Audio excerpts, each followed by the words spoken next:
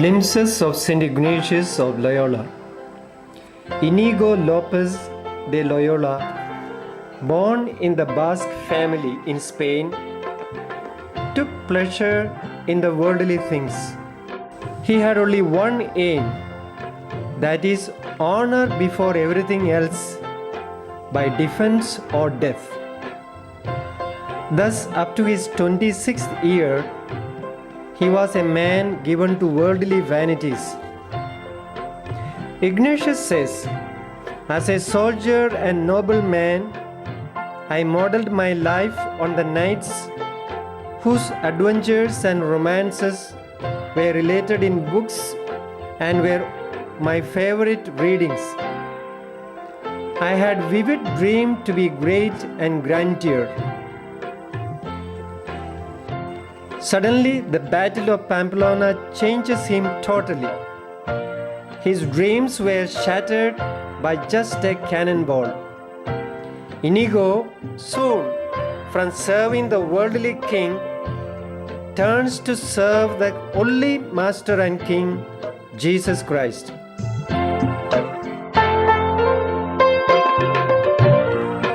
As the pain on his leg was intense, he was unable to move from the bed, only to find himself in hopeless condition. However, to spend the time, he asked for the fiction books, which would have given him something to forget the pain. But against his likeness, he got A Life of Christ and a book on the lives of saints, which later became a turning point in his life. It is from then on, Jesus was going to be the very center of his life. While going through the books, he was challenged by the heroic deeds of the saints and wanted to do likewise. For Ignatius and for the Jesuits, Manresa becomes, in certain sense, the birthplace of the Society of Jesus. It is here that Ignatius completed writing the little book, The Spiritual Exercises, which God would use as a powerful instrument to change the world as we witness today amidst us. When God prepares a person for a special mission, He favors him or her with extraordinary experiences. For Ignatius, it was the vision of the Trinity on the banks of river Cardinal. Ignatius felt God telling his son to take him as his servant. In Montmartre, on the feast of the Assumption in 1534, Ignatius, along with other companions, vowed before the Lord during the Mass in that little chapel and lived as companions of Jesus thereafter. It is very clear from the biography of St. Ignatius that for him, mission was the center of his life. The mission for Christ expanded from the little room in Rome, where Ignatius would sit and write thousands of letters to his companions who were sent on mission of preaching Christ and saving the souls. From this ordinary room, he wrote about 7,000 letters to enkindle the hearts of his sons from the burning furnace of love that raged in his own heart. Truly, his heart was larger than the world. As a result, there is no region of the world, no walk of life in which the Jesuits are not to be found. Jesuits today, Christ's mission in the Ignatian way. A Jesuit is a sinner, yet called to be a companion of Jesus as Ignatius was. To be a companion of Jesus is to engage under the standard of the cross in the crucial struggle of our time, the struggle for faith and the struggle for justice which it includes.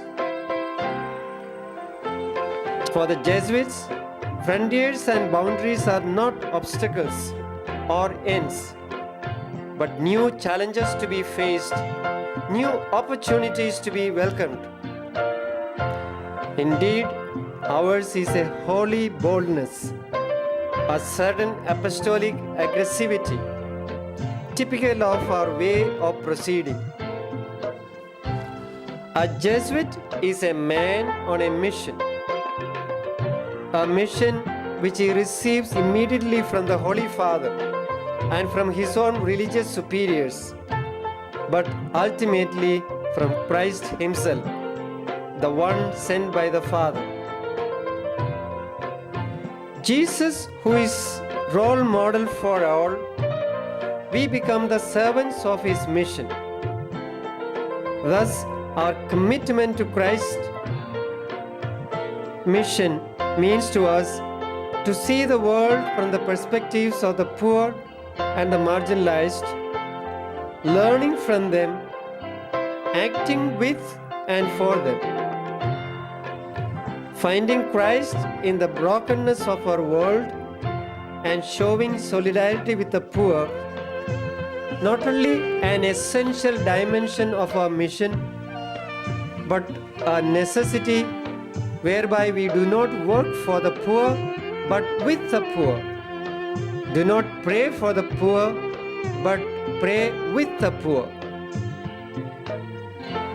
Moving to new frontiers continues even today as a Jesuit way of representing Christ. Today we are sent to different places and areas in the same spirit of Ignatius and the Jesuit charism of pioneering to represent Christ there.